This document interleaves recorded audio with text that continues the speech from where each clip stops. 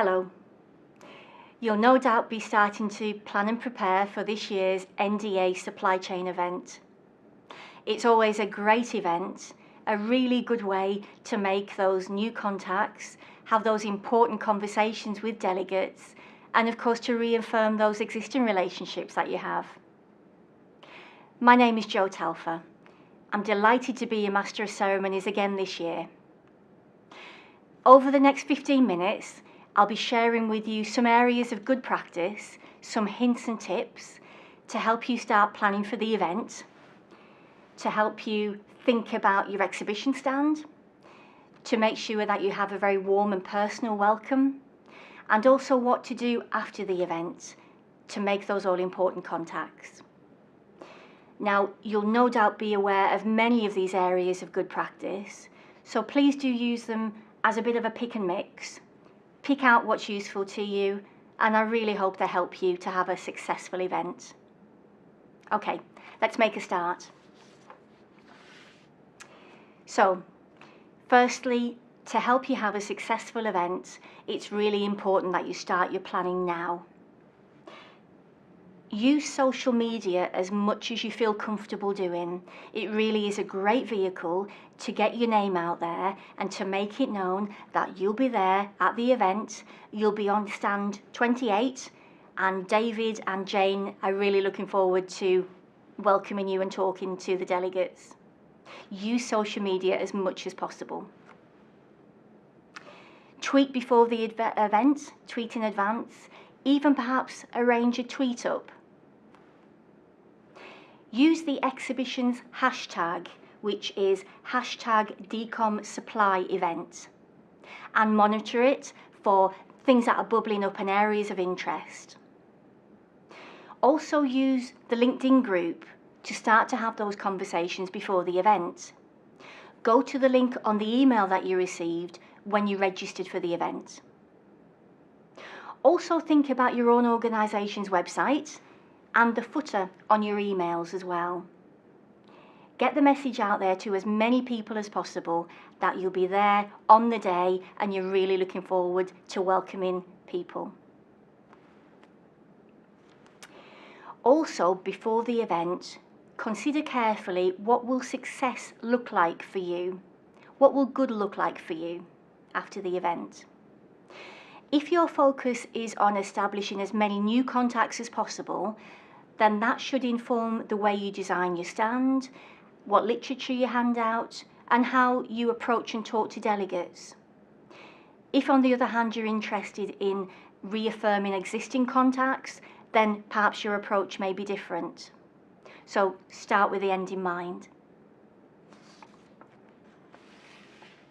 Some thoughts about the exhibition stand itself then. So firstly, get the logistics under your belt. Make sure you know the dimensions, the footprint, the size of the stand itself. Make sure you know the timings for when you can set things up and get there really early. Give yourself a lot of time. There are always 1 or 2 gremlins on the day.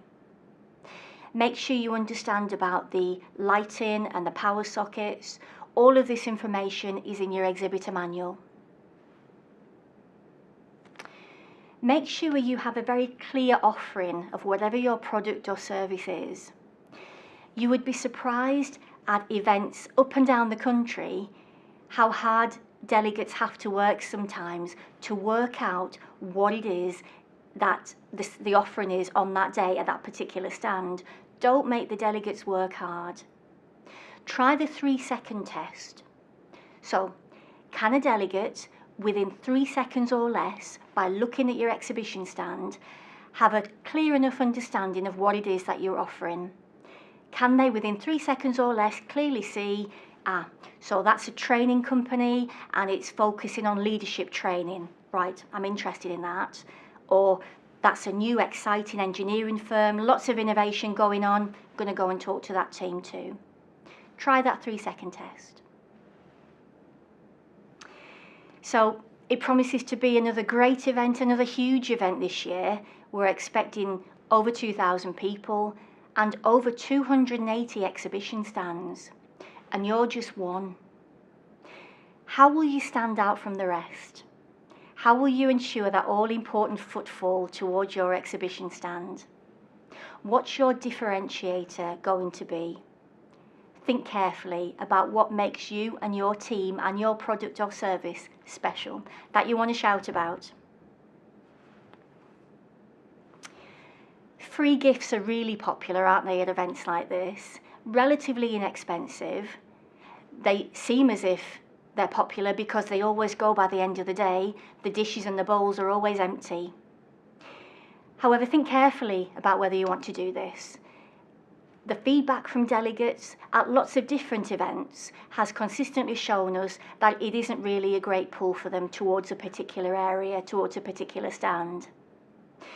It has a kind of a smash and grab effect more than anything. So rather think about having a contest or a quiz or a competition in exchange for a business card.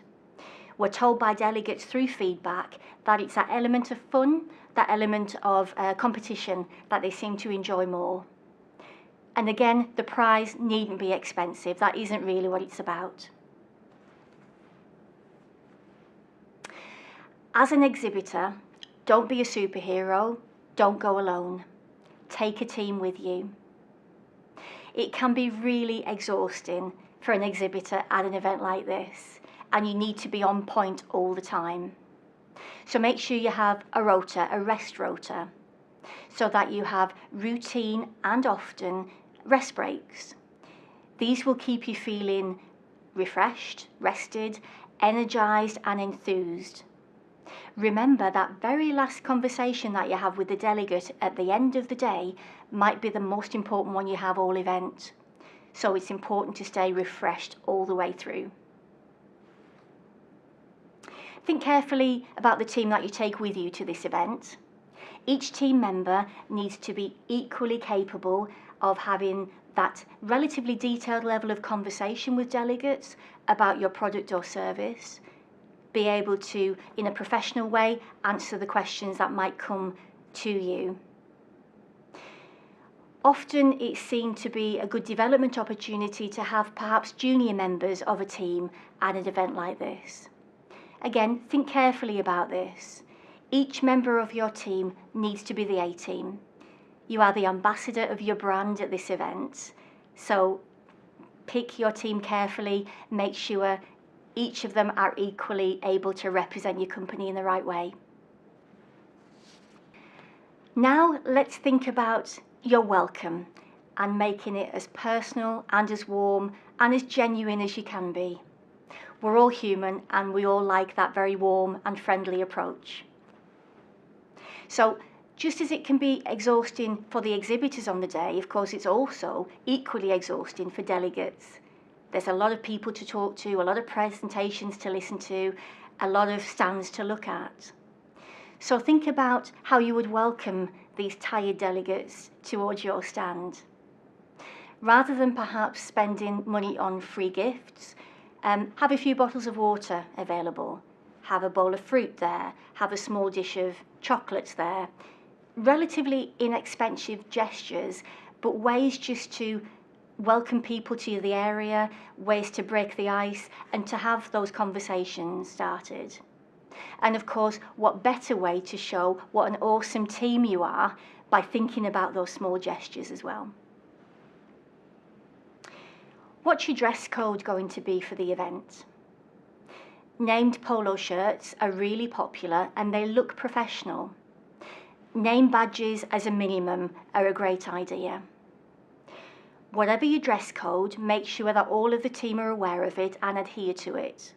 And make sure that you're happy it reflects appropriately what your organisation stands for. Of course, smile and make eye contact. The small interpersonal things really do matter.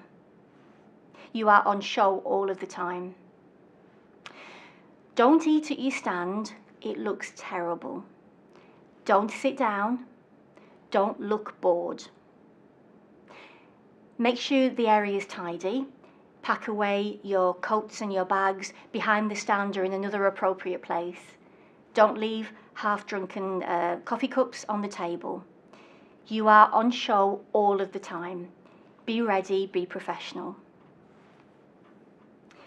As tempting as it might be, don't pounce on the delegates when they approach you.